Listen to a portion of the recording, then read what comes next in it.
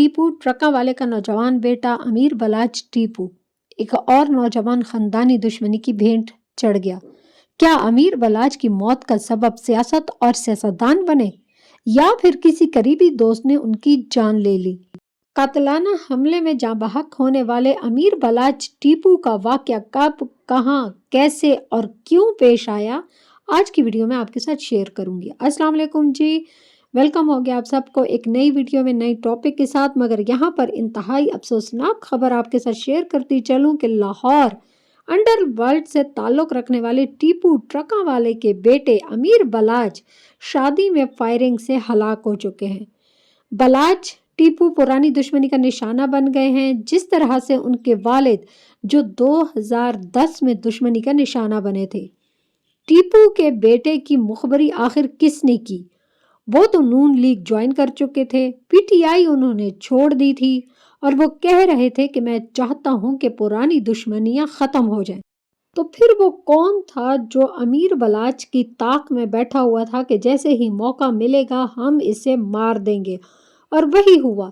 जैसे उन्हें मौका मिला उन्होंने इतनी टाइट सिक्योरिटी के बावजूद बलाच को 4 गोलियों के साथ, जो कि उनकी गर्दन के आसपास मारी गई, उनको हलाक किया गया। और कातिल की जेब से ऐसा क्या निकला कि जिसे देखकर लगता है कि वो मुकम्मल ही प्लान के साथ अमीर बलाच को कत्ल करने के लिए आया था। और उनको कत्ल करने वाला जो मेन बंदा है वो भी इस फंक्शन में शामिल था। कातिल को मुकम्मल तौर पर उन्होंने खुद ही ब्रीफ किया था और वो कातिल उनकी नज़रों के सामने ही था, क्योंकि इतने मुकम्मल प्लान के साथ सिक्योरिटी के अंदर आना और फिर इतने बड़े वलीमे में इस तरह की हरकत करना और एक इंतहाई मशहूर इंसान जो कि सिक्योरिटी के हसार में हर वक्त रहता था, उनको मारना ये कोई मामूली बात नहीं, बल्कि अंदर के लोग ही इस वाक़ये में मुलव्विस हैं, जो कातिल को अंदर तक ले जाने, उसको पिस्टल देने और बलाच के कत्ल करने तक वो वहां पर मौजूद थे।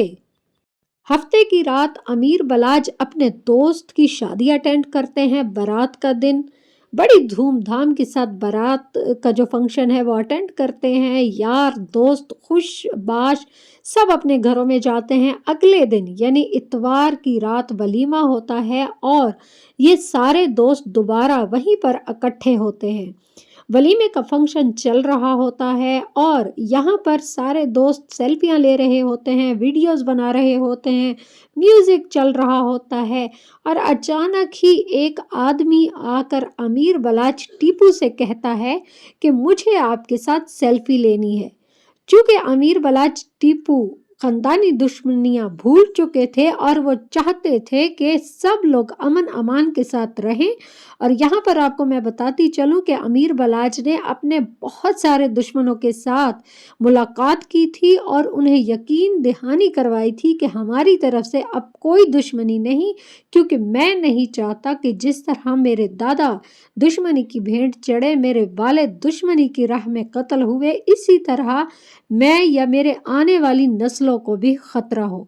इसीलिए हम प्यार मोहब्बत के साथ रहेंगे और ये दुश्मनियां हम ख़त्म करते हैं। चूँकि अमीर बलाच टीपू के कुछ दुश्मनों ने उनकी बात मान ली थी, लेकिन कुछ दुश्मन जो थे वो इस बात पर राज़ी नहीं थे, क्योंकि वो चाहते थे कि हम उनसे बदला लें। मगर यहाँ पर सवाल ये पैदा होता है कि इतनी बड़ी शादी में, जो कि कोई आम इंसान की शादी नहीं थी, अमीर कबीर, और यहाँ पर आपको एक और चीज़ बताती चलूँ कि ये रिटायर्ड पुलिस ऑफिसर के बेटे की शादी थी, जिसमें बहुत ज़्यादा पुलिस वालों ने शिरकत की थी और फिर पॉलिटिशियंस भी बहुत ज़्यादा आए थे, काफ़ी ज़्यादा तादाद में। तो उनके साथ भी उनकी सिक्योरिटी हर एक के साथ मौजूद थी। ये कोई आम शादी नहीं थी और फिर भी इसके बावजूद इतना बड़ा वाक़या होना, इस बात की सबूत तो है कि भाई जो कातिल था वो इसी पंडाल के अंदर मौजूद था, जो मेन जिसने कत्ल किया था, अमीर बलाच को गोलियां मारी थी, उसको ब्रीफ कर रहा था और उसे नज़रों के साथ ही सारी सिचुएशन समझा रहा था।